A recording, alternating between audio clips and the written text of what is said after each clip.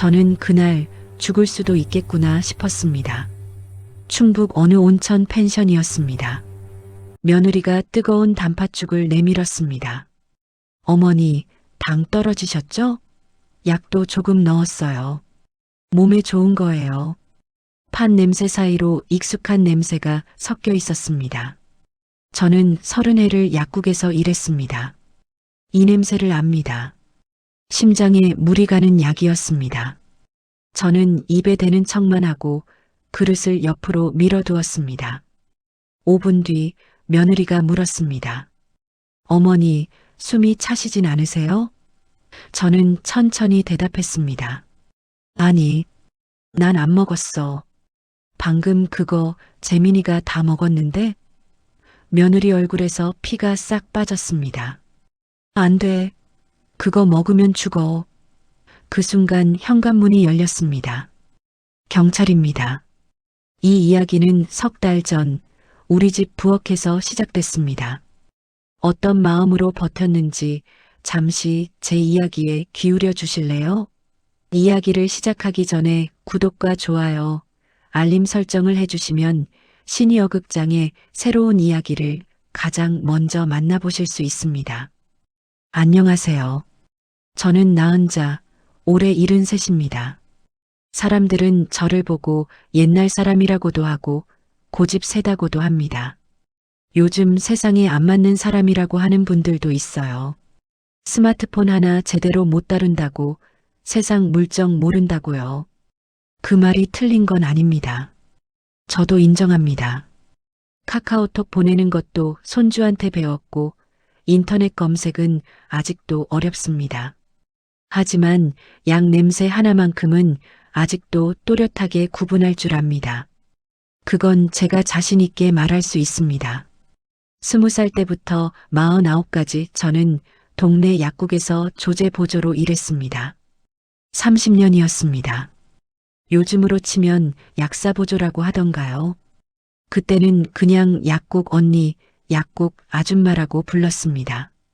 하루도 빠짐없이 출근했습니다. 비가 오나 눈이 오나 아이가 아파도 남편이 화를 내도 저는 약국 문이 열리기 전에 도착해서 청소를 했습니다.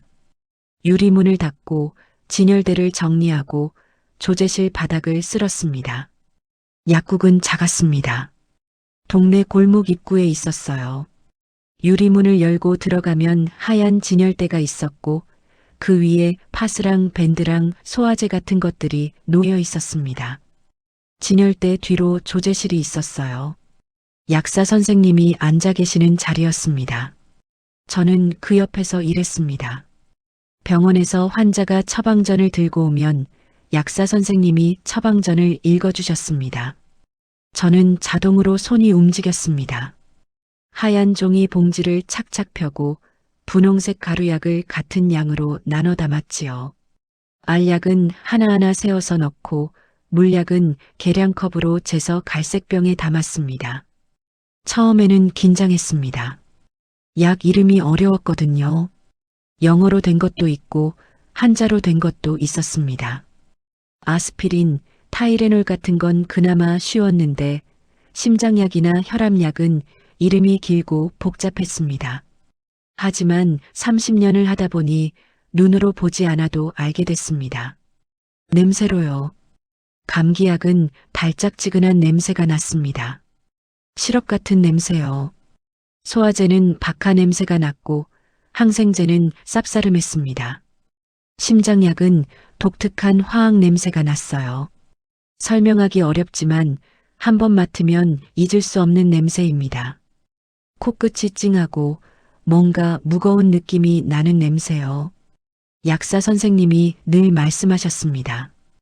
약은 독이 될 수도 있다고요. 같은 약이라도 사람마다 반응이 다릅니다. 어떤 사람은 괜찮은데 어떤 사람은 쓰러집니다. 특히 노인한테는 조심해야 한다고 하셨어요. 노인은 몸이 약하니까 약도 약하게 줘야 한다고요. 심장약은 특히 위험했습니다. 조금만 많이 먹어도 심장이 멈출 수 있다고요.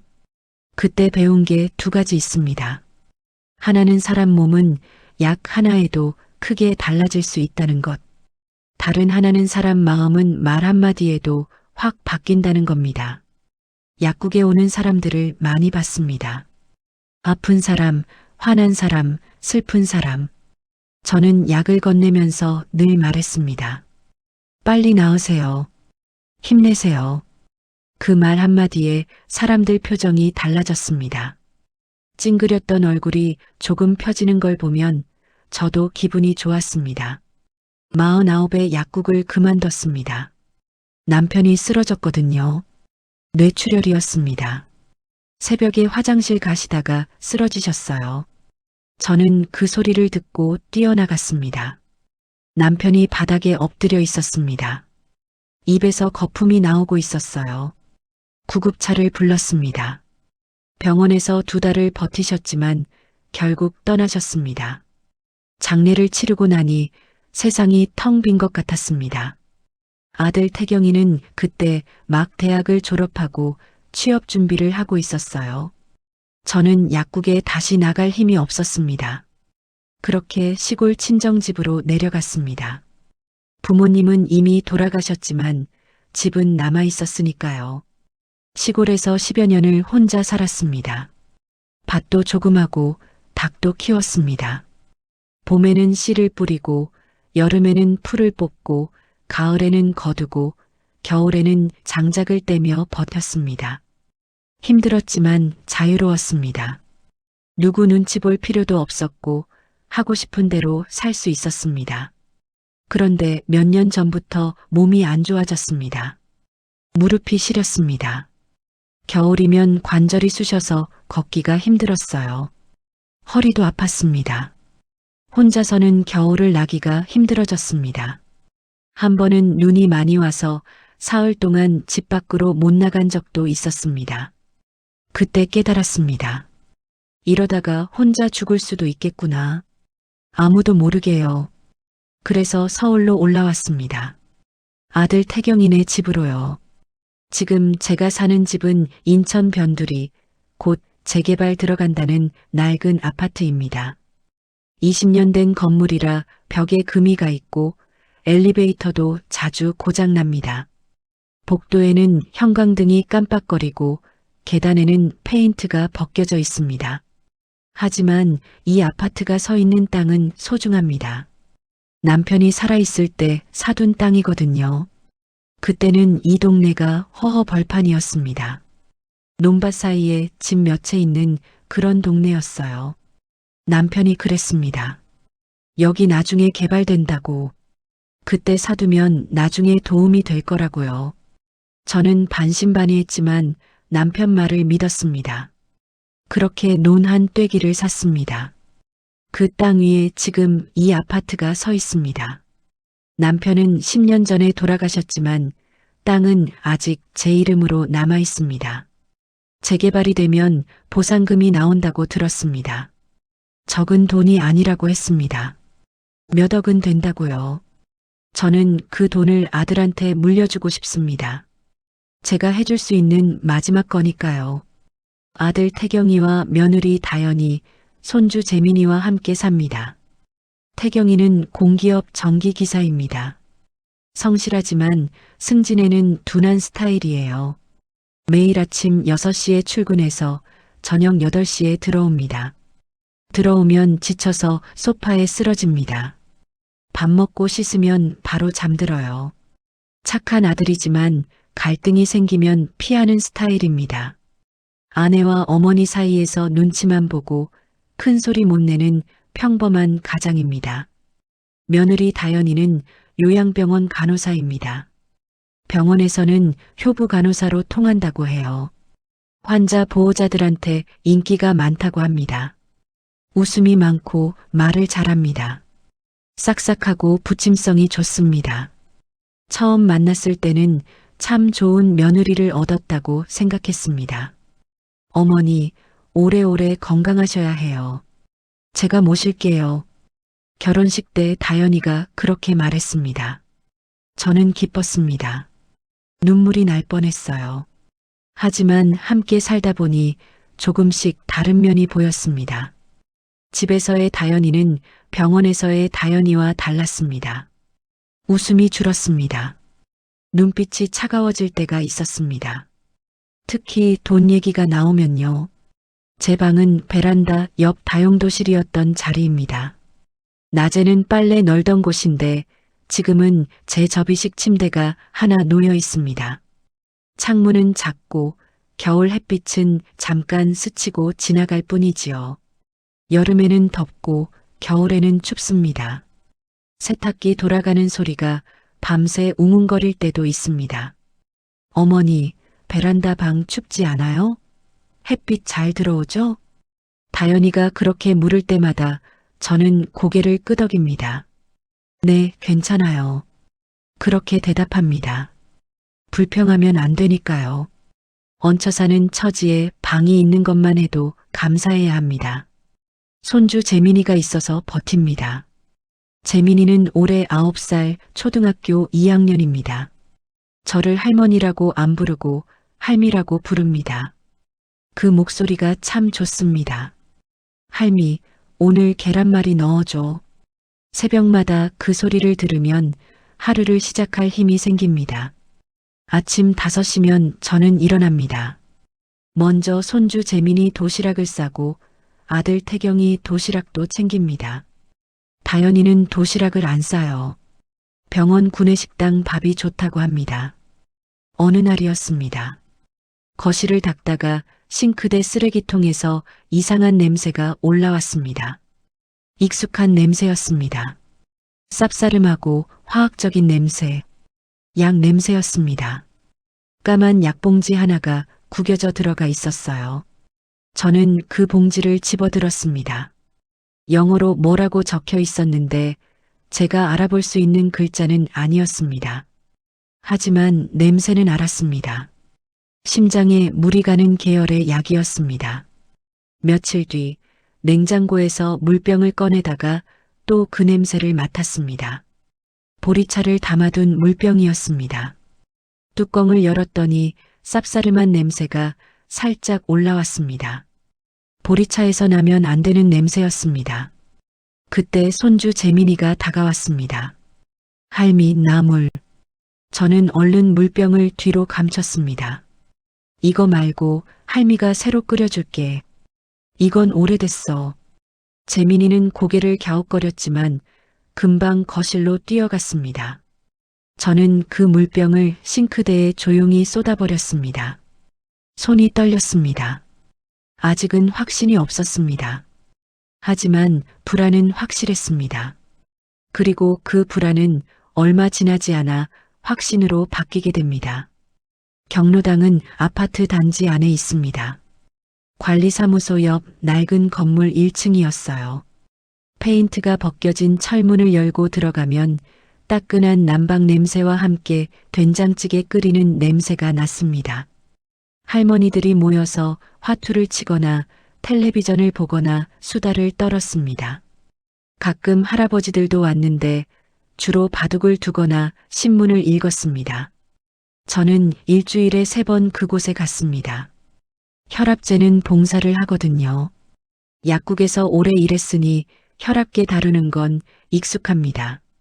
팔에 감고 버튼 누르고 숫자 읽어드리는 거요. 어렵지 않습니다. 그날도 경로당에서 혈압을 재주고 있었습니다. 김순덕 할머니가 제 앞에 앉았습니다. 순덕 할머니는 저보다 2살 많은 75이었습니다. 키가 작고 통통한 체형에 목소리가 큰 분이었어요. 우리 단지에서 30년을 사셨다고 합니다. 동네 소식에 밝았습니다. 누가 이사를 갔다. 누가 손주를 봤다. 누구네 며느리가 어떻다. 그런 이야기를 다 알고 계셨어요.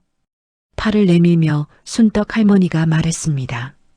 은자야, 너 며느리 있잖아. 그 병원 간호사. 저는 혈압계를 팔에 감으며 대답했습니다. 네, 요양병원에서 일해요. 왜요? 순덕 할머니가 주변을 두리번거렸습니다. 다른 할머니들이 화투에 정신이 팔려 있는 걸 확인하고 목소리를 낮췄습니다. 거의 속삭이는 수준이었어요. 그의 예전에 일하던 요양원에서도 이상한 일이 있었대.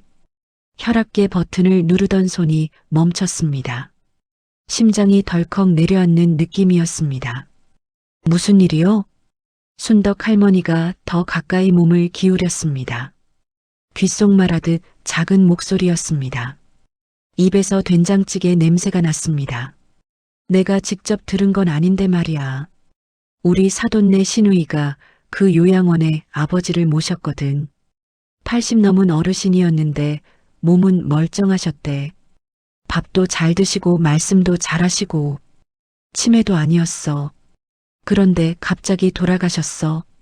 갑자기요? 응. 자다가 그냥 안 일어나셨대.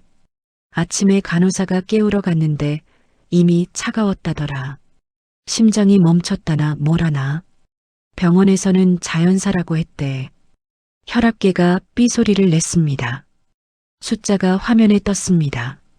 130에 85. 살짝 높지만 위험한 수준은 아니었습니다. 순덕 할머니의 혈압은 괜찮았습니다. 하지만 제 심장은 괜찮지 않았습니다. 쿵쿵 불규칙하게 뛰었습니다. 순덕 할머니가 말을 이었습니다. 근데 이상한 건 말이야. 그 어르신 돌아가시기 전날 밤에 그 간호사가 밤새 옆에 있었다더라고. 다른 간호사도 아니고 내 며느리 말이야. 야근도 아닌데 왜 밤새 있었겠어? 저는 침을 삼켰습니다. 목이 바짝 말랐습니다. 그냥 우연 아닐까요? 요양원에서는 돌아가시는 분들이 많잖아요. 제가 애써 웃으며 말했습니다. 순덕 할머니가 고개를 저었습니다. 그게 한 번이면 그렇지. 근데 비슷한 일이 또 있었대. 그 요양원에서 그 간호사가 담당하던 어르신 중에 갑자기 돌아가신 분이 두세 명 더 있다더라고. 다들 밤사이에 심장이 멈추셨대. 그리고 다들 보험금이 꽤 나왔다나 봐. 등골이 서늘해졌습니다. 혈압계를 푸는 손이 떨렸습니다. 밴드를 풀다가 손이 미끄러져서 다시 잡았습니다. 그래도 그건 그냥 소문 아닐까요? 요양원이 원래 그런 데잖아요. 아픈 분들이 많이 계시니까. 순덕 할머니가 제 손을 잡았습니다. 주름진 손이 따뜻했습니다. 하지만 눈빛은 진지했습니다. 은자야, 내가 너 걱정돼서 하는 말이야. 내 며느리, 눈이 너무 야물어. 웃는데 눈은 안 웃잖아. 입만 웃지. 그리고 너 요즘 집에서 눈치 보는 거 다 알아. 경로당 올 때 표정 보면 알 수 있어. 우리 다 늙었어도 눈은 안 늙었거든. 저는 아무 말도 하지 못했습니다. 순덕 할머니가 팔을 빼며 일어섰습니다. 조심해. 이 나이에 조심해서 나쁠 거 없어. 자식이고 며느리고 다 믿으면 안 돼. 돈 앞에서는 사람이 변해. 경로당을 나왔습니다. 바깥 공기가 차가웠습니다. 12월이었습니다. 입에서 하얀 김이 나왔습니다. 저는 한참을 아파트 단지 안벤치에 앉아 있었습니다. 놀이터가 보였습니다. 아이들은 학교에 가고 없어서 텅 비어 있었습니다. 그네가 바람에 살짝 흔들렸습니다. 삐걱삐걱 소리가 났습니다. 순덕 할머니 말이 머릿속을 맴돌았습니다. 갑자기 돌아가신 어르신, 밤새 옆에 있던 간호사, 보험금, 그리고 쓰레기통에서 맡았던 약 냄새, 물병에서 맡았던 약 냄새, 모든 게 연결되는 것 같았습니다. 하지만 아직은 확신이 없었습니다. 그냥 우연의 일치일 수도 있으니까요. 집에 돌아오는 길에 편의점에 들렀습니다. 신문을 한 부 샀습니다. 요즘은 다들 핸드폰으로 뉴스를 본다고 하지만 저는 아직 종이 신문이 편합니다. 글씨가 크니까요. 핸드폰 화면은 너무 작아서 눈이 아픕니다. 집에 와서 신문을 펼쳤습니다. 다연이는 출근하고 없었습니다. 태경이도 출근했고 재민이도 학교에 갔습니다. 집은 조용했습니다. 거실 소파에 앉아서 신문을 넘겼습니다. 사회면에 기사가 하나 있었습니다. 제목이 눈에 확 들어왔습니다. 노인 돌연사, 보험금 노린 범죄 급증, 가족 범행이 절반 이상. 기사를 읽었습니다. 최근 5년간 노인 대상 보험 범죄가 2배로 늘었다고 합니다. 특히 가족이나 간병인이 약을 먹여서 죽이고 자연사로 위장하는 수법이 늘고 있다고요. 심장약이나 수면제를 악용하는 경우가 많다고 합니다. 기사 옆에 전문가 인터뷰가 있었습니다. 노인들은 여러 약을 복용하는 경우가 많아 사인 규명이 어렵습니다. 특히 심장 관련 약물은 과다 복용해도 자연사처럼 보일 수 있습니다. 대부분 부검을 하지 않기 때문에 범죄가 있어도 밝혀지지 않는 경우가 많습니다. 신문을 내려놓았습니다. 손이 떨렸습니다. 눈앞이 아찔했습니다. 거실 시계 소리가 유난히 크게 들렸습니다. 똑딱똑딱. 그 소리가 마치 폭탄 터지기 전 초읽기 같았습니다. 그날 밤이었습니다. 저는 물을 마시려고 부엌에 갔다가 다연이 방에서 새어나오는 소리를 들었습니다. 다연이가 전화를 하고 있었습니다. 방문이 살짝 열려 있었습니다. 불은 꺼져 있었지만 핸드폰 화면 불빛이 다연이 얼굴을 비추고 있었습니다. 저는 복도에 멈춰 섰습니다. 슬리퍼를 벗고 맨발로 서 있었습니다. 숨을 죽이고 들었습니다. 기훈 오빠, 걱정 마. 이번에도 잘 처리하면 땅이랑 보험까지 다 들어와. 기훈. 그 이름을 처음 들었습니다. 오빠라고 부르는 걸 보니 남자인 것 같았습니다. 다연이 목소리는 달콤했습니다. 낮에 저한테 말할 때와는 완전히 다른 목소리였습니다. 아들은 눈치 없어. 맨날 일만 하고. 바보야 바보. 시어머니만 정리하면 돼. 정리. 그 단어가 귀에 박혔습니다. 심장이 멈추는 것 같았습니다. 그래, 그 다음에 우리 나가면 되지. 빚 다 갚고. 두바이. 거기 좋대. 한국 경찰 손 안 닿는다며. 응, 알았어. 사랑해. 전화가 끊겼습니다. 저는 벽에 등을 기대고 서 있었습니다. 다리에 힘이 풀렸습니다. 심장이 미친 듯이 뛰었습니다. 귀에서 윙윙 소리가 났습니다. 정리. 시어머니만 정리하면 된다. 땅이랑 보험까지 다 들어온다. 그 말이 머릿속에서 맴돌았습니다. 다연이가 나를 죽이려 한다. 그 생각이 또렷하게 들었습니다. 더 이상 우연이 아니었습니다. 확신이었습니다. 저는 조용히 방으로 돌아왔습니다. 이불을 뒤집어 쓰고 누웠지만 잠은 오지 않았습니다. 천장을 보며 생각했습니다. 내가 잘못 들은 건가? 아니, 분명히 들었다. 기훈이라는 남자, 땅, 보험, 빚, 두바이, 그리고 정리. 모든 게 맞물렸습니다. 하지만 증거가 없으면 아무도 믿지 않을 겁니다. 경찰에 가도 아들에게 말해도 다들 제가 늙어서 헛소리한다고 할 겁니다. 치매 초기라고 할지도 모릅니다. 다연이는 병원에서 효부 간호사로 통하니까요. 저보다 다연이 말을 믿을 겁니다. 저는 휴대폰을 꺼냈습니다. 화면이 너무 밝아서 눈이 부셨습니다. 손주 재민이가 가르쳐준 녹음 기능을 찾았습니다. 빨간 버튼. 이걸 누르면 녹음이 된다고 했습니다. 저는 그 버튼을 한번 눌러봤습니다. 화면에 빨간 불이 들어왔습니다. 녹음 중이라고 적혀 있었습니다.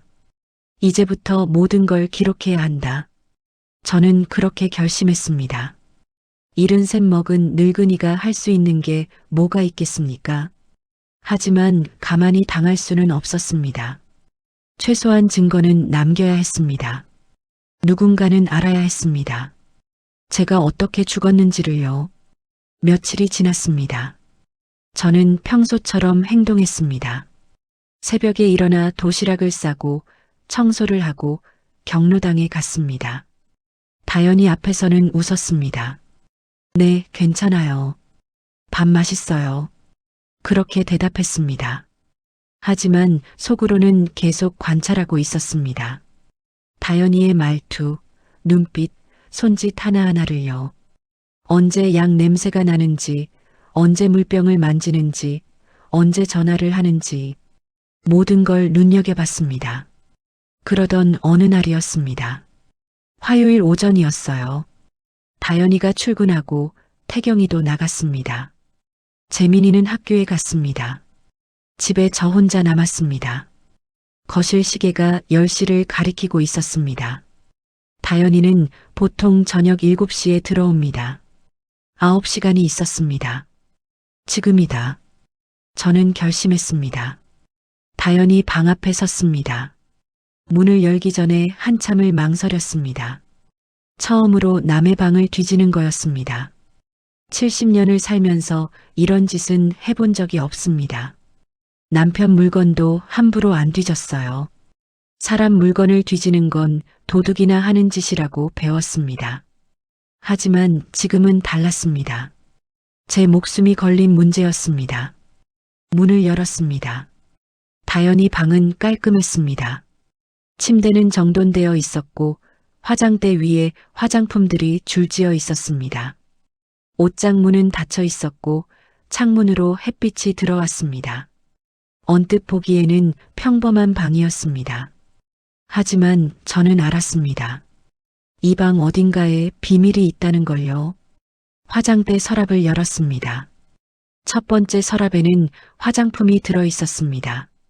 립스틱, 마스카라, 파운데이션 같은 것들이요.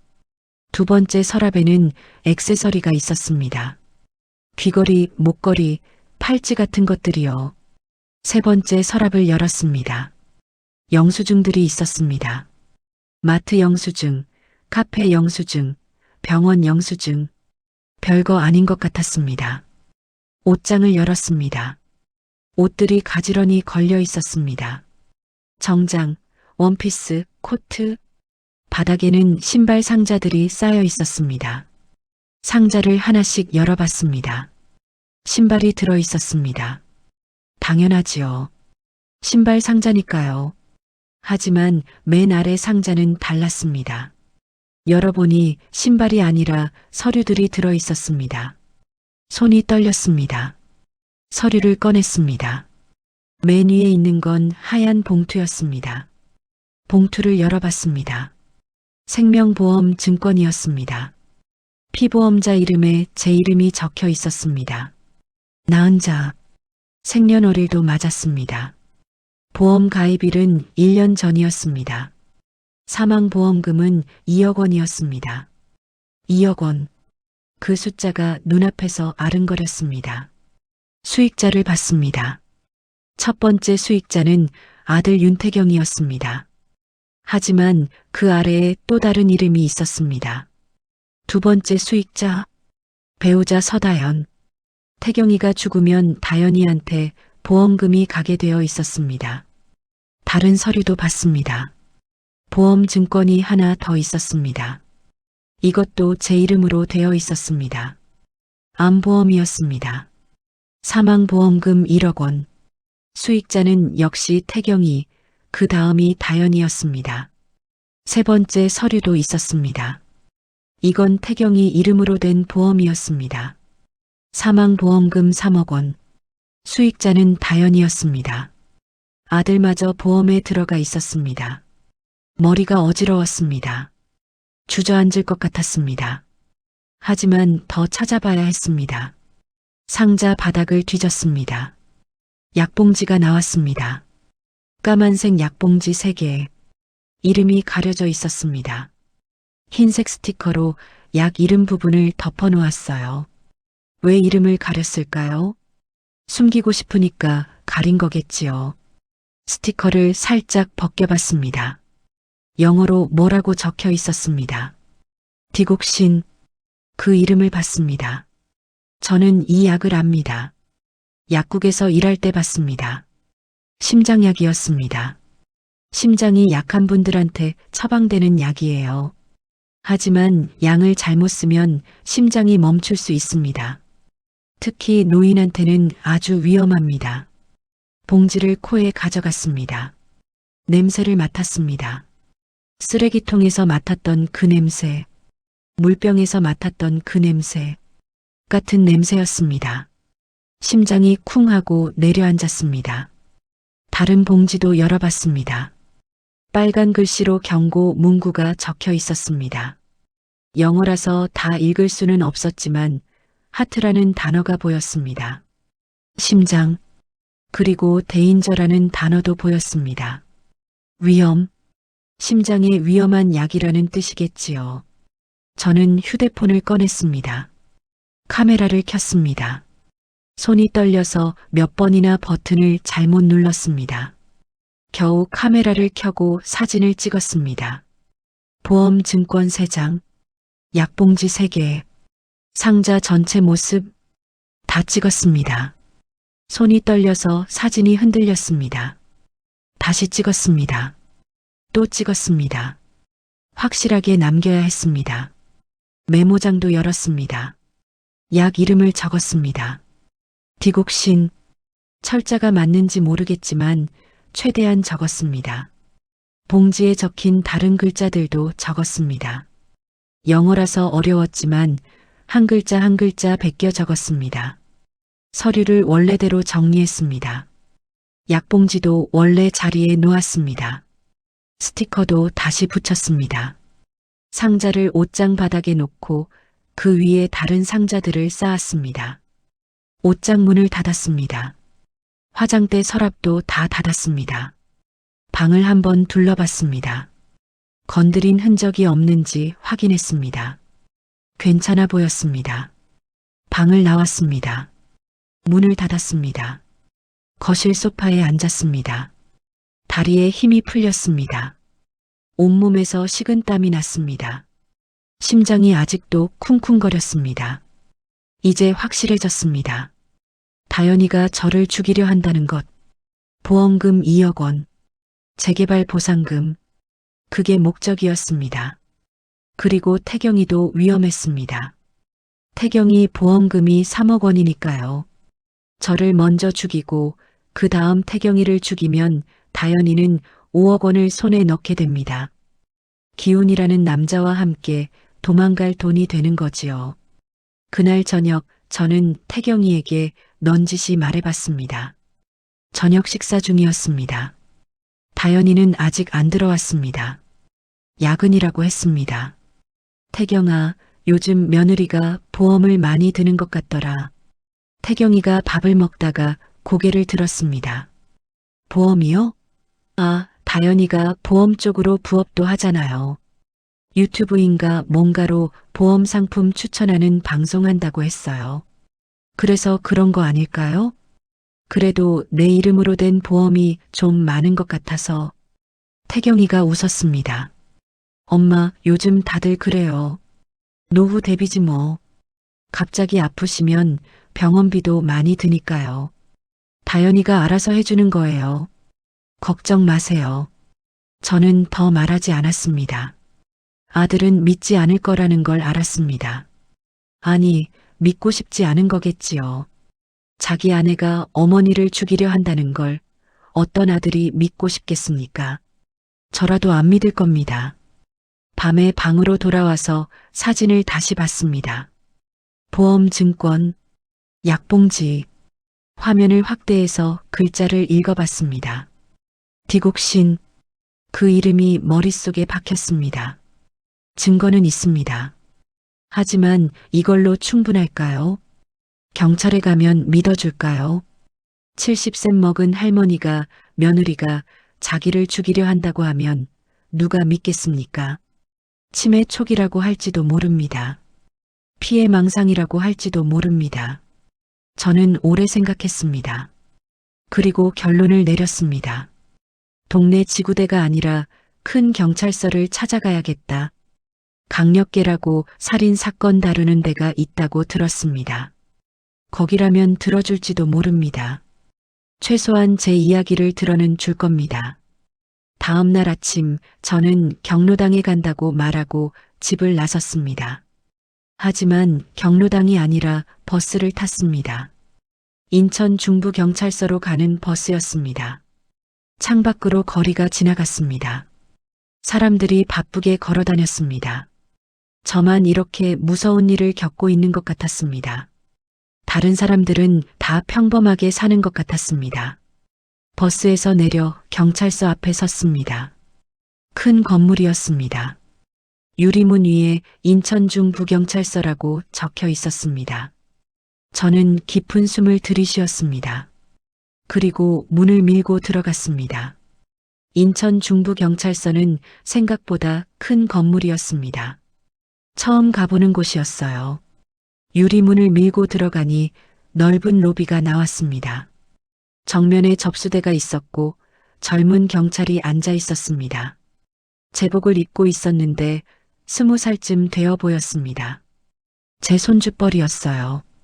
저는 접수대 앞에 섰습니다. 경찰이 고개를 들었습니다. 무슨 일이세요, 어르신? 저 상담 좀 받고 싶은데요. 강력계에서요. 경찰이 저를 위아래로 봤습니다. 70세 먹은 할머니가 강력계를 찾아왔으니 이상하게 보였겠지요. 강력계는 살인이나 강도 같은 큰 사건을 다루는 곳이니까요. 무슨 일이신데요? 저는 잠깐 망설였습니다. 이 말을 하면 이상한 사람 취급받을지도 모른다는 생각이 들었습니다. 하지만 여기까지 왔는데 그냥 돌아갈 수는 없었습니다. 며느리가 저를 죽이려 하는 것 같아요. 경찰의 표정이 묘해졌습니다. 귀찮다는 표정과 걱정되는 표정이 섞여 있었습니다. 아마 속으로는 이 할머니가 치매인가 싶었겠지요. 일단 앉아 계세요. 담당자 불러드릴게요. 로비 한쪽에 있는 의자에 앉았습니다. 딱딱한 플라스틱 의자였습니다. 한참을 기다렸습니다. 30분쯤 지났을까요? 사람들이 오가고 전화 소리가 울렸습니다. 저는 손에 휴대폰을 꼭 쥐고 앉아 있었습니다. 사진과 녹음이 들어있는 휴대폰이요. 나은자 씨요?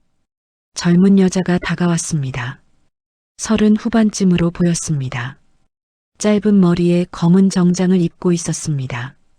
눈이 날카로웠어요. 형사처럼 보였습니다. 저는 강력팀 장지훈 형사입니다. 안으로 들어오세요. 상담실은 작았습니다. 책상 하나, 의자 2개, 서류함 하나. 그게 전부였습니다. 창문이 하나 있었는데 밖으로 주차장이 보였습니다. 지훈 형사가 물을 한 잔 건넸습니다. 종이컵에 담긴 차가운 물이었습니다. 천천히 말씀해 보세요. 뭐가 문제인지요. 저는 처음부터 이야기했습니다. 긴장해서 말이 잘 안 나왔습니다. 더듬더듬 이야기했습니다. 며느리가 요양병원 간호사라는 것, 쓰레기통에서 약 냄새가 났던 것, 물병에서도 같은 냄새가 났던 것, 손주가 그 물을 마시려고 해서 급히 말렸던 것, 경로당에서 들은 소문, 예전 요양원에서 어르신들이 갑자기 돌아가셨다는 이야기, 밤에 들었던 통화 내용, 기훈이라는 남자, 땅과 보험 이야기, 시어머니를 정리하면 된다는 말. 지훈 형사는 처음에는 반신반의하는 표정이었습니다. 가끔 고개를 끄덕이긴 했지만 진지하게 듣는 것 같지는 않았습니다. 아마 이런 이야기를 많이 들어봤겠지요. 며느리가 미워서, 자식이 미워서 이런저런 이야기를 지어내는 노인들이 있으니까요. 하지만 제가 휴대폰을 꺼내 사진을 보여주자 표정이 바뀌었습니다. 이건 어디서 찍으신 거예요? 며느리 방 서랍에서요. 옷장 바닥에 신발 상자가 있었는데 그 안에 들어 있었어요. 지훈 형사가 사진을 확대해서 봤습니다. 보험 증권이었습니다. 제 이름 사망보험금 2억 원, 수익자 윤태경과 서다연이 적혀 있었습니다. 이게 한 장이 아니네요. 3장이에요. 제 이름으로 2개, 아들 이름으로 하나요. 합치면 6억 원이에요. 지훈 형사가 눈을 가늘게 떴습니다. 다음 사진으로 넘겼습니다. 약봉지 사진이었습니다. 이 약 이름 혹시 아세요? 정확히는 몰라요. 하지만 냄새로 알 수 있어요. 저 약국에서 30년 일했거든요. 이건 심장에 물이 가는 약이에요. 봉지에 디곡신이라고 적혀 있었어요. 지훈 형사가 저를 빤히 봤습니다. 눈빛이 달라져 있었습니다. 녹음은 있으세요? 통화 내용 말이에요. 일부 있어요. 제가 방에서 나오다가 들은 건데 휴대폰으로 녹음해뒀어요. 끝부분만 있긴 한데요. 녹음을 틀었습니다. 다연이 목소리가 작은 상담실 안에 울렸습니다. 스피커가 작아서 소리가 찢어지듯 났지만 내용은 알아들을 수 있었습니다. 아들은 눈치 없어. 맨날 일만 하고 시어머니만 정리하면 돼. 그래, 그 다음에 우리 나가면 되지. 빚 다 갚고. 응, 알았어. 사랑해. 녹음이 끝났습니다. 상담실 안이 조용해졌습니다. 지훈 형사의 눈이 날카로워져 있었습니다. 어르신, 이건 그냥 넘길 일이 아닌 것 같습니다. 저는 고개를 끄덕였습니다. 저도 그래서 온 거예요. 집에서는 아무도 안 믿어줘요. 아들한테 말해도 그냥 웃어넘기고요. 지훈 형사가 한숨을 쉬었습니다. 책상 위에 팔꿈치를 짚고 손을 깍지 꼈습니다. 솔직히 말씀드릴게요. 이 정도 증거로는 아직 체포가 어려워요. 왜요?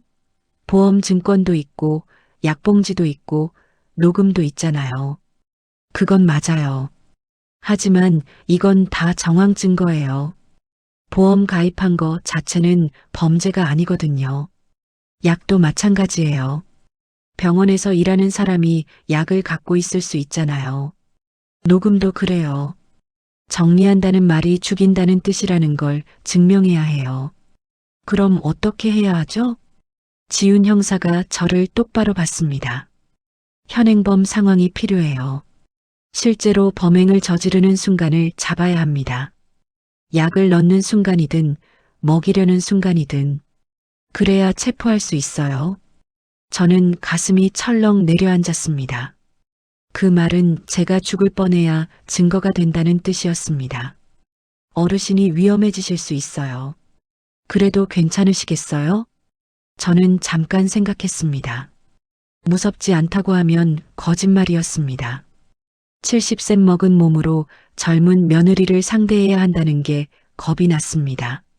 하지만 이대로 있으면 어차피 죽을 거였습니다. 언제 어떻게 죽을지 모르는 채로 사는 것보다는 싸우다 죽는 게 나았습니다. 내가 죽으면 아들도 위험해져요. 보험 수익자가 아들 다음이 며느리거든요. 아들 보험도 3억이에요. 그리고 손주 재민이는요?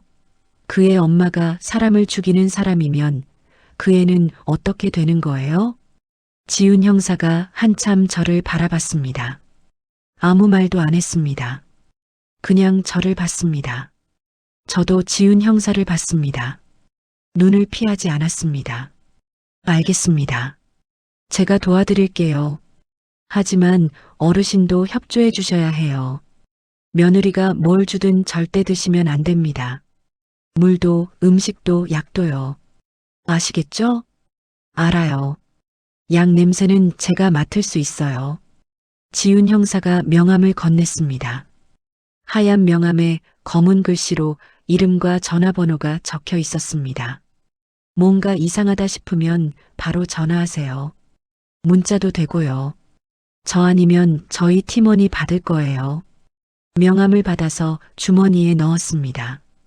손이 조금 덜 떨렸습니다. 혼자가 아니라는 게 조금은 위안이 됐습니다. 경찰서를 나왔습니다. 밖은 추웠습니다. 하늘이 흐렸습니다. 곧 눈이 올 것 같았습니다. 버스를 타고 집으로 돌아왔습니다. 아무 일도 없었던 것처럼 저녁을 준비했습니다. 그날 저녁이었습니다. 다연이가 퇴근하고 들어왔습니다. 평소보다 얼굴이 밝았습니다. 뭔가 좋은 일이 있는 것 같았습니다. 어머니, 저 다음 주에 휴가예요. 그래?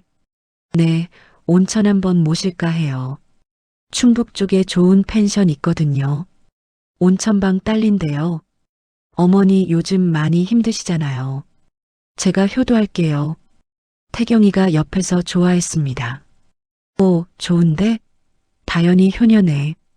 다연이가 웃었습니다. 눈도 웃고 입도 웃고 있었습니다. 하지만 저는 알았습니다. 이게 그날이라는 걸요. 집에서는 흔적이 남습니다. 하지만 외진 펜션에서는요. 사람도 없고 CCTV도 별로 없고 저를 죽이기에 완벽한 장소입니다. 좋지 뭐. 저는 그렇게 대답했습니다. 평소처럼요. 아무것도 모르는 척했습니다. 그날 밤 저는 방에서 휴대폰을 꺼냈습니다. 지훈 형사한테 문자를 보냈습니다. 다음 주에 온천 여행 간다고 합니다. 충북 쪽 펜션이래요. 그때인 것 같습니다. 잠시 후 답장이 왔습니다. 알겠습니다. 날짜와 장소 확정되면 알려주세요. 준비하겠습니다. 저는 휴대폰을 베개 밑에 넣었습니다. 천장을 보며 누워 있었습니다. 잠이 오지 않았습니다. 심장이 쿵쿵거렸습니다. 무서웠습니다. 하지만 동시에 이상하게도 마음 한구석이 단단해지는 느낌이었습니다. 이제 시작이구나. 그렇게 생각했습니다. 여행 전날이었습니다. 다연이가 퇴근하고 들어와서 펜션 예약 확인서를 보여줬습니다. 충북 수안보 근처 온천 펜션이었습니다. 사진을 보니 산 아래 작은 건물이 있었고 방마다 온천탕이 딸려 있다고 했습니다. 2박 3일 일정이었습니다. 어머니, 여기 진짜 좋대요. 온천물이 피부에 좋고 관절에도 좋다고 해요. 어머니 무릎 안 좋으시잖아요. 다연이가 싹싹하게 웃었습니다. 저는 고개를 끄덕였습니다. 그래, 좋겠네. 그날 밤 식구들이 다 잠든 뒤에 저는 방에서 휴대폰을 꺼냈습니다. 지훈 형사한테 문자를 보냈습니다. 펜션 이름, 주소, 체크인 시간, 방 번호까지 적어서 보냈습니다. 예약 확인서를 몰래 사진 찍어둔 게 있었거든요. 다연이가 화장실 간 사이에 재빨리 찍었습니다. 잠시 후 답장이 왔습니다. 확인했습니다. 저희가 먼저 현장 답사하고 준비하겠습니다. 어르신은 절대 먼저 움직이지 마시고 뭘 주든 드시면 안 됩니다. 위험하다 싶으면 바로 연락 주세요. 저는 답장을 읽고 또 읽었습니다. 그리고 휴대폰을 베개 밑에 넣었습니다. 잠이 오지 않았습니다. 내일이면 출발입니다. 내일이면 그 펜션에 갑니다. 거기서 무슨 일이 벌어질지 모릅니다. 살아서 돌아올 수 있을지도 모릅니다. 천장을 보며 누워 있었습니다. 옆방에서 재민이가 잠꼬대하는 소리가 들렸습니다. 할미라고 부르는 것 같았습니다. 그 소리를 듣고 나니 눈물이 났습니다. 저 아이를 위해서라도 살아야 합니다. 저 아이 엄마가 사람을 죽이는 사람이라는 걸 세상이 알아야 합니다. 다음 날 아침이 밝았습니다. 여행 당일이었습니다. 저는 새벽 5시에 일어났습니다. 평소처럼요. 하지만 오늘은 도시락을 싸지 않았습니다. 여행 가는 날이니까요. 대신 제 짐을 챙겼습니다. 속옷 2벌, 양말 2켤레, 잠옷 하나, 세면도구, 그리고 휴대폰 충전기. 휴대폰은 꼭 챙겨야 했습니다. 그게 제 유일한 무기였으니까요. 아침 9시에 출발했습니다. 다연이가 운전대를 잡았습니다. 조수석에는 태경이가 앉았습니다. 저는 뒷좌석에 재민이와 함께 앉았습니다. 재민이가 제 손을 잡았습니다. 작은 손이 따뜻했습니다. 할미, 온천 좋아? 응, 좋아. 나도 좋아. 물놀이 할 거야. 재민이가 신이 나서 다리를 흔들었습니다. 저는 그 모습을 보며 웃었습니다. 이 아이는 아무것도 모릅니다. 엄마가 할머니를 죽이려 한다는 걸 모릅니다. 모르는 게 다행이었습니다. 차가 출발했습니다. 인천을 벗어나 고속도로에 올랐습니다. 창밖으로 겨울 풍경이 지나갔습니다. 앙상한 나무들, 누런 들판, 회색 하늘. 차 안은 따뜻했지만 제 마음은 얼어붙어 있었습니다. 다연이가 룸미러로 저를 보며 말했습니다. 어머니, 요즘 많이 힘드셨죠? 오늘은 푹 쉬세요. 제가 다 해드릴게요. 고마워. 저는 짧게 대답했습니다. 평소처럼요. 아무것도 모르는 척 했습니다. 1시간쯤 지났을까요? 다연이가 가방에서 뭔가를 꺼냈습니다. 캔커피였습니다. 편의점에서 파는 달달한 커피요. 어머니, 커피 드실래요? 달달한 거예요. 피로 풀리실 거예요. 저는 캔을 받아들었습니다. 손에 쥐고 있었습니다. 차갑고 딱딱한 감촉이 느껴졌습니다. 캔을 열지 않았습니다. 속이 안 좋아서 나중에 마실게. 다연이가 룸미러로 저를 봤습니다.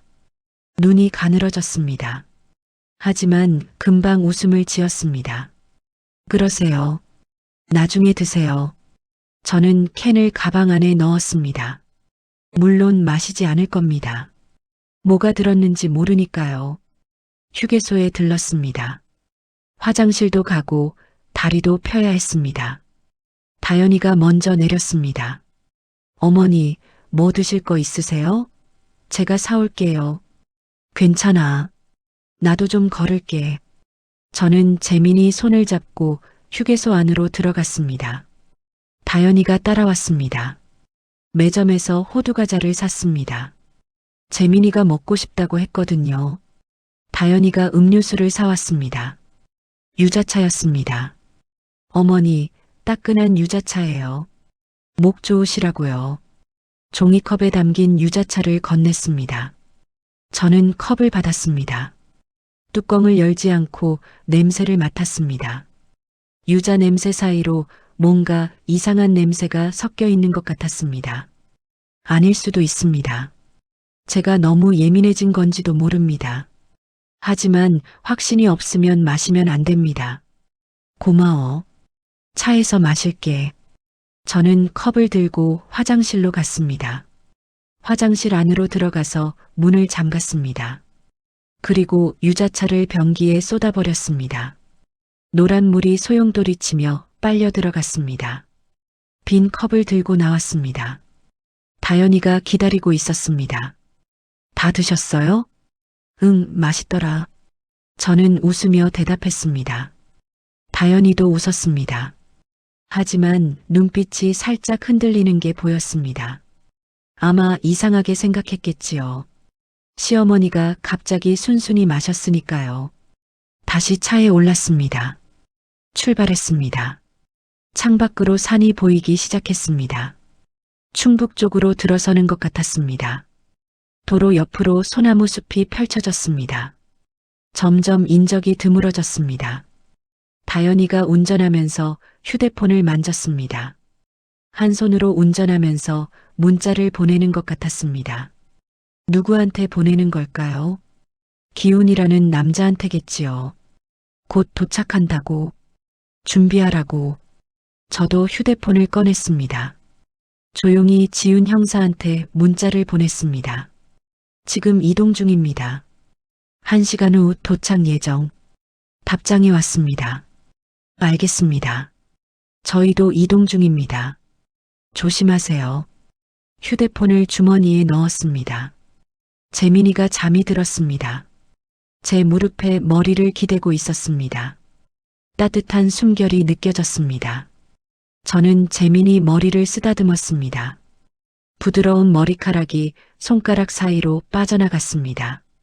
이 아이를 지켜야 합니다. 이 아이의 미래를 지켜야 합니다. 저는 그 생각만 했습니다. 차가 고속도로를 빠져나왔습니다. 시골 도로를 달렸습니다. 양옆으로 논밭이 펼쳐졌습니다. 겨울이라 다 누렇게 말라 있었습니다. 가끔 작은 마을이 나타났다가 사라졌습니다. 점점 산 쪽으로 올라갔습니다. 거의 다 왔어요. 다연이가 말했습니다. 앞에 작은 간판이 보였습니다. 수안보 온천이라고 적혀 있었습니다. 펜션은 거기서 조금 더 들어간 곳에 있었습니다. 산 아래 외진 곳이었습니다. 주변에 다른 건물은 거의 없었습니다. 차가 멈췄습니다. 펜션 앞이었습니다. 2층짜리 작은 건물이었습니다. 나무로 지은 건물인데 꽤 낡아 보였습니다. 주차장에 차가 한 대도 없었습니다. 비수기라 손님이 없는 것 같았습니다. 다연이가 먼저 내렸습니다. 와, 공기 좋다. 어머니, 내리세요. 저는 잠든 재민이를 깨웠습니다. 재민아, 일어나. 도착했어. 재민이가 눈을 비비며 일어났습니다. 차에서 내렸습니다. 찬 공기가 코끝을 스쳤습니다. 소나무 냄새가 났습니다. 고요했습니다. 새소리도 안 들렸습니다. 너무 고요해서 오히려 무서웠습니다. 펜션 안으로 들어갔습니다. 주인이 나와서 열쇠를 건넸습니다. 우리 방은 1층 맨 끝방이었습니다. 온천탕이 딸린 방이라고 했습니다. 방 안으로 들어갔습니다. 생각보다 넓었습니다. 거실이 있고 안쪽에 침실이 있었습니다. 욕실 옆에 작은 온천탕이 있었습니다. 온천물이 끓는 소리가 보글보글 들렸습니다. 창밖으로 산이 보였습니다. 정말 좋은 곳이었습니다. 효도 여행이 맞다면요. 다연이가 짐을 풀었습니다. 부엌 쪽으로 가서 뭔가를 꺼냈습니다. 냄비와 재료들이었습니다. 집에서 가져온 것 같았습니다. 어머니, 저녁은 제가 해드릴게요. 오늘은 푹 쉬세요. 저는 소파에 앉았습니다. 다연이 뒷모습을 봤습니다. 부엌에서 뭔가를 준비하고 있었습니다. 칼질하는 소리가 들렸습니다. 톡톡톡. 규칙적인 소리였습니다. 저는 휴대폰을 만졌습니다. 주머니 안에 있었습니다. 아직 괜찮습니다. 경찰이 오고 있습니다. 저만 잘 버티면 됩니다. 해가 지기 시작했습니다. 창밖이 점점 어두워졌습니다. 산 그림자가 길어졌습니다. 밤이 다가오고 있었습니다. 그리고 그 밤이 되면 다연이가 움직일 겁니다. 저는 알고 있었습니다. 저녁이 되었습니다. 해가 완전히 지고 창밖이 까맣게 변했습니다. 산속이라 불빛 하나 없었습니다. 펜션 방 앞만 따뜻한 조명이 켜져 있었습니다. 온천탕에서 물 끓는 소리가 보글보글 들렸습니다. 평화로운 저녁이었습니다. 겉으로 보기에는요. 다연이가 부엌에서 뭔가를 끓이고 있었습니다. 달콤한 냄새가 방 안에 퍼졌습니다. 판 냄새였습니다. 구수하고 달콤한 냄새요. 저는 소파에 앉아서 그 냄새를 맡았습니다. 예전 같았으면 좋아했을 겁니다. 단팥죽을 좋아하거든요. 겨울에 따끈한 단팥죽 한 그릇이면 온몸이 녹는 것 같았습니다. 하지만 오늘은 달랐습니다. 그 달콤한 냄새가 무서웠습니다. 태경이는 재민이와 온천탕에 들어가 있었습니다. 욕실에서 물장구 치는 소리가 들렸습니다. 재민이가 까르르 웃는 소리도요. 태경이가 야, 물 튀기지 마라고 말하는 소리도 들렸습니다. 평범한 가족 여행 같았습니다. 저는 거실에 혼자 앉아 있었습니다. 다연이가 부엌에 있었습니다. 부엌과 거실 사이에 칸막이가 없어서 다연이 뒷모습이 보였습니다. 가스레인지 앞에 서서 냄비를 적고 있었습니다. 그때였습니다. 다연이가 주머니에서 뭔가를 꺼냈습니다. 작은 봉지 같았습니다. 하얀 봉지요. 봉지를 뜯었습니다. 그리고 냄비 안에 뭔가를 털어 넣었습니다. 손이 빠르게 움직였습니다. 숨기려는 듯이요. 저는 봤습니다. 다 봤습니다. 하지만 모른 척 했습니다. 고개를 돌려 창밖을 봤습니다. 까만 산 그림자만 보였습니다. 잠시 후 다연이가 거실로 나왔습니다. 손에 하얀 그릇을 들고 있었습니다. 그릇에서 김이 모락모락 피어올랐습니다. 붉은 팥죽 위에 하얀 떡이 동동 떠 있었습니다. 노란 바말도 몇 개 박혀 있었습니다. 보기에는 참 예뻤습니다. 어머니, 단팥죽이에요. 어머니 좋아하시잖아요. 따끈하게 끓였어요. 다연이가 싹싹 웃으며 그릇을 제 앞에 놓았습니다. 그리고 덧붙였습니다. 약도 조금 넣었어요. 몸에 좋은 거예요. 요즘 기력이 없으시잖아요. 저는 그릇을 내려다봤습니다. 붉은 팥죽이 천천히 식어가고 있었습니다. 표면에 작은 기포가 올라왔다 사라졌습니다. 저는 그릇을 코 가까이 가져갔습니다. 팥 냄새가 났습니다. 달콤하고 구수한 냄새요.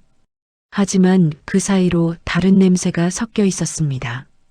쌉싸름하고 화학적인 냄새, 심장에 물이 가는 약 냄새, 서랍에서 맡았던 그 냄새와 똑같았습니다.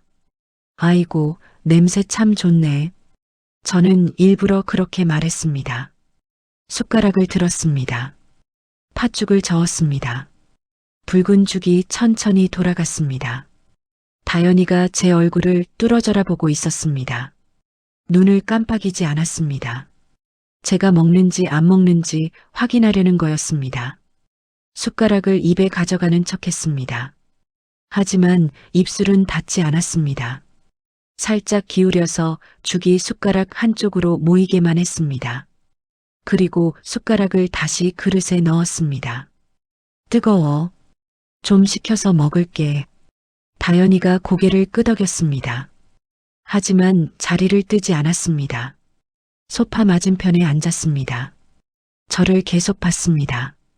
그때 욕실 문이 열렸습니다. 재민이가 뛰어나왔습니다. 머리에 하얀 수건을 두르고 얼굴이 벌겋게 달아올라 있었습니다. 온천물에 오래 있어서 그런 거였습니다. 할미, 뭐 먹어? 재민이가 제 앞으로 달려왔습니다. 그릇을 보더니 눈이 커졌습니다. 우와, 팥죽이다. 나 이거 좋아해. 다연이 얼굴이 살짝 굳었습니다. 재민아, 이건 할머니 거야. 엄마가 따로 해줄게. 하지만 재민이는 이미 제 옆에 바짝 붙어 앉았습니다. 그릇을 손가락으로 가리키며 말했습니다. 할미, 나도 줘. 한 입만. 저는 재민이를 봤습니다. 9살짜리 손주, 맑은 눈, 저를 할미라고 부르는 아이. 이 아이가 제 목숨보다 소중했습니다. 저는 그릇을 재민이 쪽으로 살짝 밀었습니다. 그래, 우리 손주 먹어. 할미는 배 안 고파? 다연히 눈이 흔들렸습니다. 입술을 꽉 깨물었습니다. 재민아, 그건 뜨거워. 엄마가 식혀서 줄게. 다연이가 그릇을 가져가려고 손을 뻗었습니다. 하지만 저는 이미 재민이 손목을 잡고 있었습니다. 숟가락이 재민이 입술에 닿았습니다. 하지만 삼키지는 않았습니다. 제가 손목을 잡고 있었으니까요. 함는 신용만 했습니다. 달아. 재민이가 웃었습니다. 저도 웃었습니다. 시간이 흘렀습니다. 5분쯤 지났을까요? 다연이가 조용히 입을 열었습니다. 목소리가 살짝 떨렸습니다. 어머니, 응? 몸 좀 이상하지 않으세요? 갑자기 숨이 차다든지 가슴이 답답하다든지. 저는 다연을 봤습니다. 눈동자가 빠르게 움직이고 있었습니다. 재민이와 저를 번갈아 봤습니다. 아이 얼굴색이 변하는지 숨이 가빠지는지 확인하는 것 같았습니다. 저는 천천히 그릇을 내려놓았습니다. 탁 하는 소리가 조용한 방 안에 울렸습니다. 그리고 다연을 똑바로 쳐다봤습니다. 아니, 난 안 먹었어. 다연의 눈썹이 미세하게 튀어올랐습니다. 예, 안 먹었다고. 뜨거워서. 저는 재민이 머리를 쓰다듬었습니다. 그리고 말했습니다. 방금 그거 재민이가 너무 맛있다고 다 먹었는데? 순간 방 안 공기가 꽉 막힌 것 같았습니다. 시간이 멈춘 것 같았습니다. 온천탕 물 끓는 소리만 보글보글 들렸습니다. 다연의 얼굴에서 피가 싹 빠져나갔습니다. 하얗게, 종이처럼 하얗게 질렸습니다. 입술이 부르르 떨렸습니다. 눈동자가 커졌습니다. 안 돼. 다연이 거의 짐승처럼 소리를 질렀습니다. 그 소리가 좁은 방 안에 쩌렁쩌렁 울렸습니다. 소파에서 벌떡 일어났습니다. 손이 번개처럼 날아와 제 앞에 그릇을 3개 후려쳤습니다. 먹지 마. 그거 먹으면 죽어. 쾅! 그릇이 바닥에 떨어졌습니다. 돌바닥 위로 뜨거운 단팥죽이 후두둑 튀었습니다. 붉은 죽이 온천탕 쪽으로 흘러갔습니다. 마치 피처럼요. 재민이가 놀라서 울음을 터뜨렸습니다. 태경이가 욕실에서 뛰어나왔습니다. 뭐야, 무슨 소리야? 방 안이 아수라장이 됐습니다. 재민이 울음소리, 다연의 헐떡이는 숨소리, 태경이가 뭐라고 묻는 소리, 다 뒤엉켰습니다. 그리고 그때였습니다. 띵동. 현관 초인종이 울렸습니다. 모두가 멈칫했습니다. 초인종 소리가 다시 울렸습니다. 띵동, 띵동. 곧이어 문 두드리는 소리가 났습니다. 쿵쿵쿵. 힘차게 두드리는 소리였습니다. 경찰입니다. 문 열어주세요. 다연의 얼굴이 완전히 굳어버렸습니다.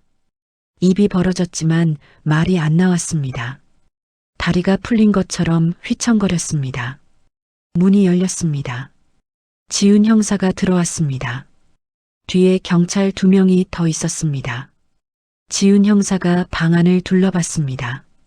바닥에 쏟아진 팥죽, 울고 있는 아이, 하얗게 질린 다연. 서다연 씨 살인미수 혐의로 체포합니다. 지훈 형사가 수갑을 꺼냈습니다. 다연이 뒤로 물러섰습니다. 벽에 등이 닿았습니다. 더 물러설 곳이 없었습니다. 아니에요, 오해예요. 저는 그냥 방금 본인 입으로 말씀하셨죠. 그거 먹으면 죽는다고. 다 녹음됐습니다. 지훈 형사가 휴대폰을 들어보였습니다. 저도 휴대폰을 꺼냈습니다. 빨간 불이 깜빡이고 있었습니다. 녹음 중. 처음부터 녹음하고 있었습니다. 다연이 저를 봤습니다. 눈에 분노와 공포가 뒤섞여 있었습니다. 시어머니가 이랬어요? 저는 대답하지 않았습니다. 그냥 다연을 봤습니다. 3년 동안 같이 산 며느리, 효부인 척하던 며느리, 저를 죽이려 했던 며느리. 경찰이 다연에게 수갑을 채웠습니다. 다연이 끌려나갔습니다. 태경이가 멍하니 서 있었습니다. 무슨 일인지 이해하지 못하는 표정이었습니다. 저는 재민이를 안았습니다. 아이가 제 품에서 울고 있었습니다. 따뜻한 눈물이 제 옷을 적셨습니다. 괜찮아, 괜찮아. 할미가 있어. 저는 그렇게 말했습니다. 목소리가 떨렸습니다. 저도 울고 있었습니다. 그날 밤 다연이는 경찰차에 실려갔습니다. 저는 펜션 창문으로 그 모습을 봤습니다. 빨간 불빛이 깜빡이며 멀어져 갔습니다. 산길을 따라 불빛이 점점 작아지더니 결국 보이지 않게 됐습니다. 어둠 속으로 사라진 겁니다. 태경이는 거실 바닥에 주저앉아 있었습니다. 아무 말도 하지 않았습니다. 손으로 얼굴을 감싸고 있었습니다. 어깨가 들썩였습니다. 울고 있는 것 같았습니다.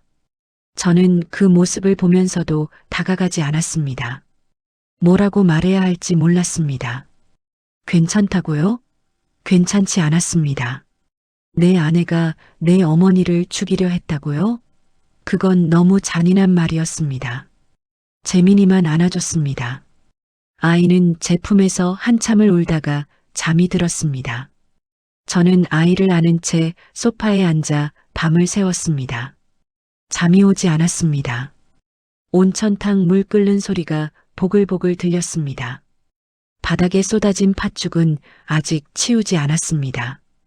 붉은 자국이 돌바닥 위에 얼룩져 있었습니다. 다음 날 아침 경찰이 왔습니다. 펜션을 조사했습니다. 단팥죽 그릇을 수거했습니다. 부엌에 있던 약봉지도 가져갔습니다. 다연이 가방에서 나온 보험 증권도요. 지훈 형사가 저한테 말했습니다. 어르신, 수고하셨습니다. 이제 저희가 처리할게요. 저는 고개를 끄덕였습니다. 끝난 겁니다. 하지만 끝난 것 같지 않았습니다. 가슴 한구석이 텅 빈 것 같았습니다. 며칠 뒤 기훈이라는 남자도 체포됐습니다. 다연이 공범이었습니다.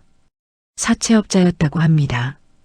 다연이한테 빚을 갚으려면 시어머니를 정리하라고 부추긴 사람이었습니다. 경찰이 둘의 통화 기록을 확보했습니다. 카카오톡 메시지도요. 범행을 계획한 내용이 다 담겨 있었습니다. 재판은 석 달 뒤에 열렸습니다.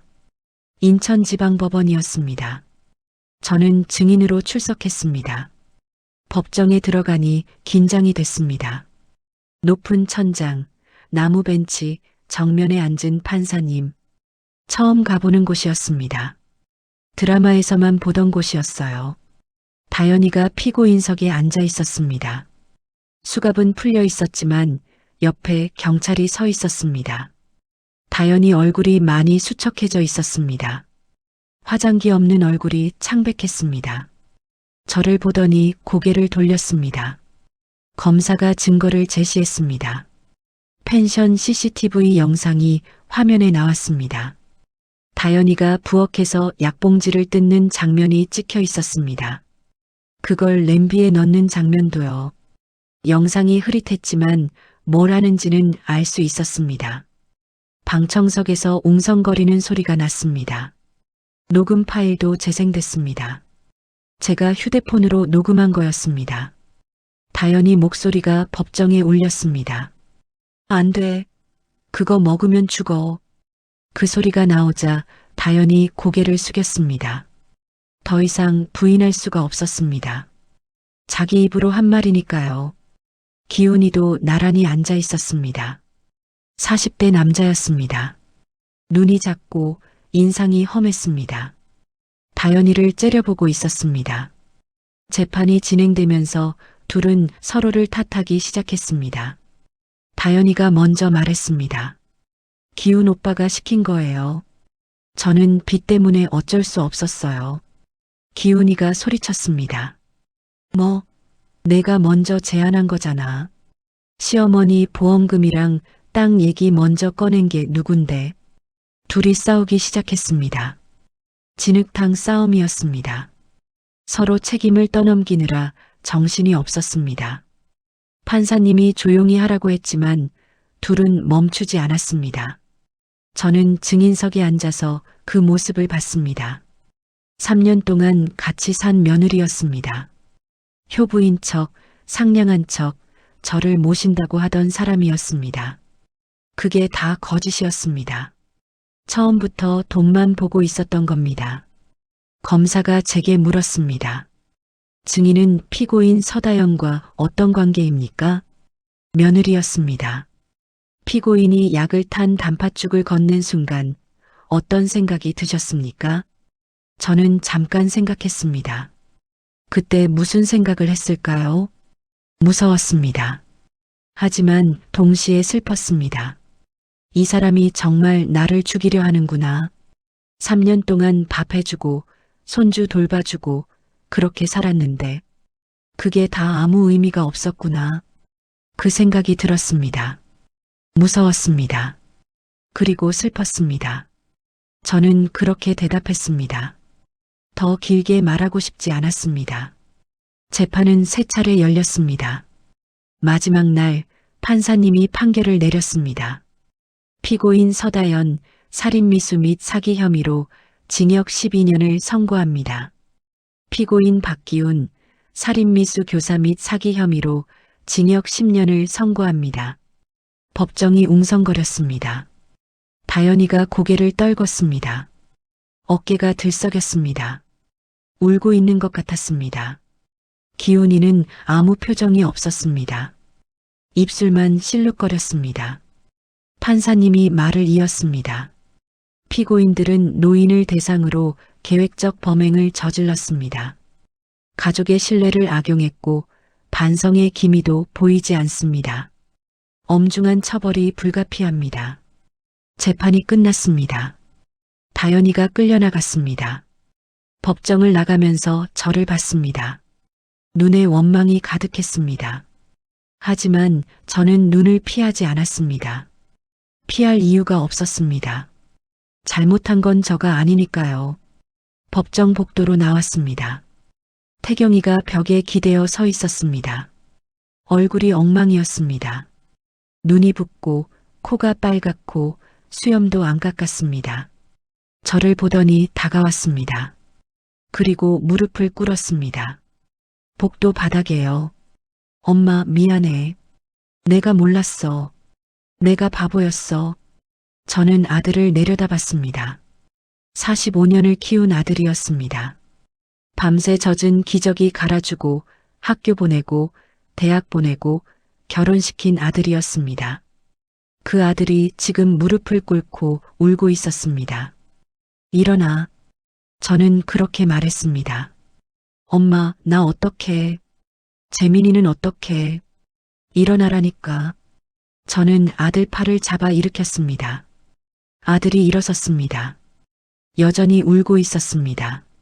내 잘못 아니야. 속은 거지. 그래도 나는 엄마 편에 서야 했어. 근데 나는 아무것도 몰랐어. 저는 아들 어깨를 두드렸습니다. 더 이상 할 말이 없었습니다. 원망하고 싶은 마음도 있었습니다. 왜 진작 몰랐냐고, 왜 내 말을 안 들었냐고, 왜 아내만 편들었냐고. 하지만 그런 말을 해서 뭐 하겠습니까? 이미 다 지나간 일인걸요. 재민이 데리고 가. 할머니 기다린다. 저는 그렇게 말하고 먼저 걸었습니다. 법원 계단을 내려왔습니다. 밖은 봄이었습니다. 햇살이 따뜻했습니다. 바람에 벚꽃잎이 날렸습니다. 살았구나. 저는 그 생각을 했습니다. 죽을 뻔했는데 살았구나. 단팥죽 한 그릇에 죽을 뻔했는데 살아서 이 봄을 보고 있구나. 눈물이 났습니다. 하지만 소리내어 울지 않았습니다. 조용히 눈물을 닦았습니다. 그리고 걸었습니다. 법원 앞 거리를 걸었습니다. 사람들이 바쁘게 지나갔습니다. 아무도 저를 쳐다보지 않았습니다. 그냥 평범한 할머니 하나가 걷고 있을 뿐이었습니다. 하지만 저는 알았습니다. 저는 이겼습니다. 70세 먹은 할머니가 약 냄새 하나로, 휴대폰 녹음 하나로 살인자를 잡았습니다. 혼자 힘으로요. 아무도 안 믿어줄 때 포기하지 않았습니다. 끝까지 싸웠습니다. 30해 동안 약국에서 배운 게 저를 살렸습니다. 약 냄새를 알아보는 눈, 사람을 관찰하는 눈, 포기하지 않는 끈기. 그게 제 무기였습니다. 늙었다고 무력한 게 아니었습니다. 늙었어도 싸울 수 있었습니다. 벚꽃잎이 어깨 위에 떨어졌습니다. 저는 그걸 털지 않았습니다. 그냥 두었습니다. 예쁘니까요. 1년이 지났습니다. 계절이 4번 바뀌었습니다. 봄이 오고 여름이 가고 가을이 지나고 다시 겨울이 왔습니다. 그리고 또 봄이 왔습니다. 많은 것이 달라졌습니다. 재개발이 드디어 시작됐습니다. 낡은 아파트가 헐렸습니다. 굴착기가 들어와서 건물을 무너뜨렸습니다. 먼지가 자욱하게 피어올랐습니다. 저는 멀리서 그 모습을 봤습니다. 20년 된 건물이 한순간에 무너지는 걸요. 허무하기도 하고 시원하기도 했습니다. 보상금이 나왔습니다. 남편이 사둔 땅값이었습니다. 생각보다 큰 돈이었습니다. 저는 그 돈으로 새 아파트를 샀습니다. 인천 외곽 신도시에 있는 아파트였습니다. 25평짜리 방 3개, 거실 하나. 넓지는 않지만 깨끗했습니다. 엘리베이터도 잘 되고 복도에 형광등도 안 깜빡였습니다. 태경이와 재민이와 함께 이사했습니다. 이삿짐 센터 아저씨들이 짐을 날랐습니다. 상자가 거실에 쌓였습니다. 저는 그 상자들 사이에 서서 새 집을 둘러봤습니다. 햇빛이 잘 들어왔습니다. 거실 창문이 커서 하늘이 보였습니다. 베란다도 있었지만 이번에는 제 방이 베란다 옆이 아니었습니다. 엄마 안방 쓰세요. 태경이가 그렇게 말했습니다. 저는 고개를 저었습니다. 아니다. 내가 써라. 나는 작은 방도 괜찮아. 아니에요. 엄마가 안방 쓰세요. 제가 작은 방 쓸게요. 태경이가 고집을 부렸습니다. 눈이 빨갛게 충혈되어 있었습니다. 요즘 잠을 못 자는 것 같았습니다. 다연히 일 이후로 태경이는 많이 변했습니다.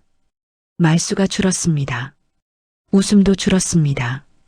회사에서 돌아오면 재민이랑 놀아주고 설거지도 하고 빨래도 했습니다. 예전에는 안 하던 것들이었습니다. 저는 결국 안방을 썼습니다. 넓은 방이었습니다. 창문으로 햇빛이 쏟아져 들어왔습니다. 오후가 되어도 환했습니다. 베란다 다용도실과는 비교도 안 됐습니다. 침대를 놓고 서랍장을 놓고 옷을 정리했습니다. 서랍 맨 아래에 남편 사진을 넣었습니다. 결혼식 때 찍은 사진이었습니다. 젊은 남편이 웃고 있었습니다. 여보, 우리 드디어 좋은 집에 왔어요. 저는 혼잣말로 그렇게 말했습니다. 남편이 들을 리 없지만 말하고 싶었습니다. 경로당은 더 이상 안 갑니다. 새 동네에는 문화센터가 있었습니다. 아파트 단지 안에 있는 깨끗한 건물이었습니다. 거기서 한글 서예 수업을 듣기 시작했습니다. 일주일에 2번, 화요일이랑 목요일에요. 붓을 잡고 글씨를 쓰면 마음이 편해졌습니다. 획을 하나하나 그을 때마다 잡념이 사라졌습니다. 어르신, 글씨 참 예쁘시네요. 선생님이 그렇게 말해줄 때면 기분이 좋았습니다. 74세 배우는 거였지만 부끄럽지 않았습니다. 배움의 나이가 어디 있습니까? 가끔 옛날 약국 앞을 지나갑니다. 거기는 지금 편의점이 됐습니다. 간판이 바뀌고 안에 진열대도 바뀌었습니다. 하지만 건물 모양은 그대로였습니다. 저는 그 앞에 서서 옛날 생각을 했습니다. 하얀 종이 봉지, 분홍색 가루약, 약사 선생님 목소리. 30해를 거기서 일했습니다. 힘들었지만 보람 있었습니다. 어느 날은 편의점에 들어가서 음료수를 샀습니다. 알바생이 젊은 여자였습니다. 어르신, 여기 자주 오세요? 응, 예전에 여기서 일했거든. 알바생이 눈을 동그랗게 떴습니다. 여기요? 편의점에서요? 아니, 예전에는 약국이었어. 30년 전에. 알바생이 신기하다는 듯이 저를 봤습니다. 저는 웃었습니다. 30년이면 이 아이가 태어나기도 전이니까요. 세월이 그렇게 흘렀습니다. 재민이는 올해 10살이 됐습니다. 3학년이 됐습니다. 키도 많이 컸습니다. 제 어깨까지 올라왔습니다. 예전처럼 할미 하면서 매달리지는 않았습니다. 하지만 학교 다녀오면 꼭 제 방에 들러서 인사했습니다. 할미 나왔어. 그 말 한마디가 하루를 버티게 해줬습니다. 재민이는 엄마 얘기를 잘 안 했습니다. 한 번은 제가 물어봤습니다. 엄마 보고 싶지 않아? 재민이가 잠깐 생각하더니 대답했습니다. 몰라. 가끔. 근데 할미가 있으니까 괜찮아. 저는 그 말을 듣고 눈물이 날 뻔했습니다. 하지만 참았습니다. 아이 앞에서 울면 안 됐습니다. 다연이는 교도소에 있습니다. 12년 형을 받았으니까 아직 11년이 남았습니다. 면회를 갈 생각은 없습니다. 태경이가 가끔 간다고 하는데 저는 말리지 않습니다. 그건 태경이 선택이니까요. 저는 그냥 모른 척합니다. 용서했냐고요? 아직 모르겠습니다. 용서가 뭔지도 잘 모르겠습니다. 다연이를 미워하는 마음은 많이 줄었습니다. 하지만 다시 보고 싶지는 않습니다. 그게 용서인지 아닌지는 모르겠습니다. 그냥 잊고 사는 겁니다. 그게 제가 할 수 있는 전부입니다. 어느 일요일 오후였습니다. 재민이가 학원 다녀와서 거실에 앉아 있었습니다. 저도 옆에 앉았습니다. 태경이는 마트에 장 보러 갔습니다. 집에 둘만 있었습니다. 할미, 나 목말라. 뭐 마실래? 유자차. 유자차. 그 말을 듣고 저는 잠깐 멈칫했습니다. 1년 전 일이 떠올랐습니다. 휴게소에서 다연이가 건넨 유자차. 변기에 쏟아버렸던 유자차. 그 기억이 스쳤습니다. 하지만 금방 사라졌습니다. 지금은 다릅니다. 이건 제가 직접 끓인 유자차니까요. 부엌에 가서 유자청을 꺼냈습니다. 작년 겨울에 담근 거였습니다.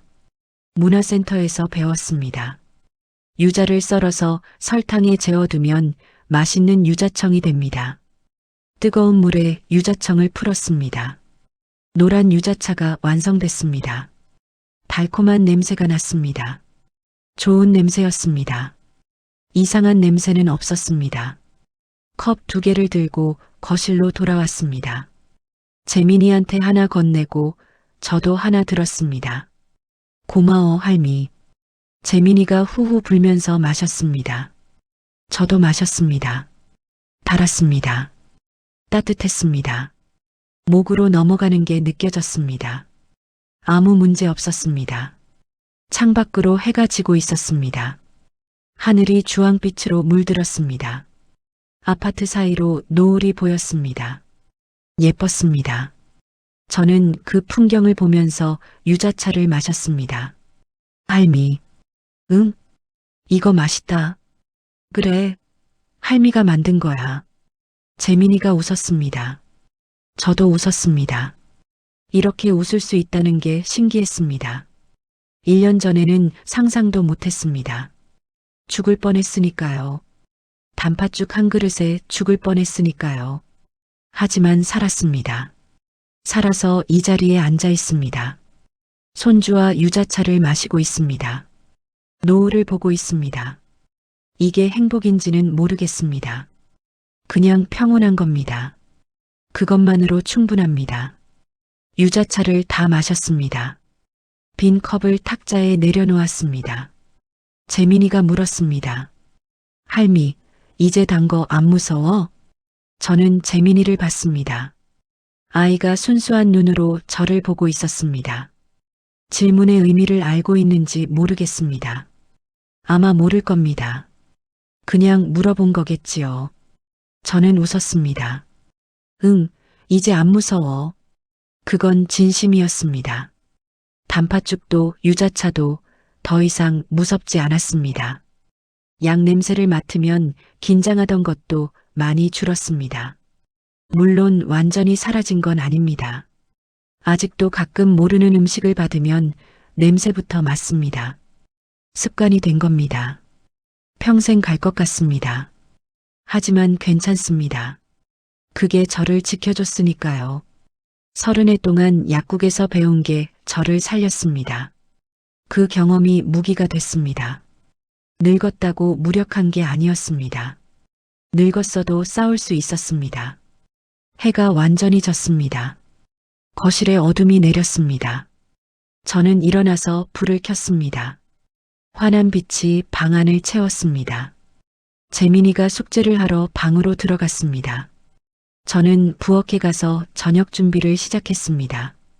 된장찌개를 끓였습니다.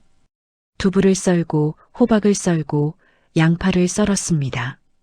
냄비에 물을 붓고 된장을 풀었습니다. 구수한 냄새가 부엌에 퍼졌습니다. 좋은 냄새였습니다. 이게 제 일상입니다. 새 집에서 아들과 손주와 함께 밥 해주고 살아가는 것. 평범한 일상입니다. 하지만 이 평범함이 얼마나 소중한지 이제는 압니다. 죽을 뻔해봐야 아는 거였습니다. 된장찌개가 끓기 시작했습니다. 보글보글 소리가 났습니다. 저는 그 소리를 들으며 생각했습니다. 나는 운이 좋았구나. 살아남았구나. 그리고 아직 할 일이 남았구나. 재민이가 자랄 때까지 지켜봐야 합니다. 태경이가 다시 웃을 때까지 곁에 있어야 합니다. 그게 제가 할 일입니다. 아직 끝나지 않았습니다. 창밖에 별이 떴습니다. 저는 그 별을 보며 혼자 중얼거렸습니다. 여보, 나 아직 여기 있어요. 조금만 더 있다가 갈게요. 남편이 들을 리 없지만 말하고 싶었습니다. 그리고 다시 냄비 앞으로 돌아갔습니다. 된장찌개가 맛있게 끓고 있었습니다.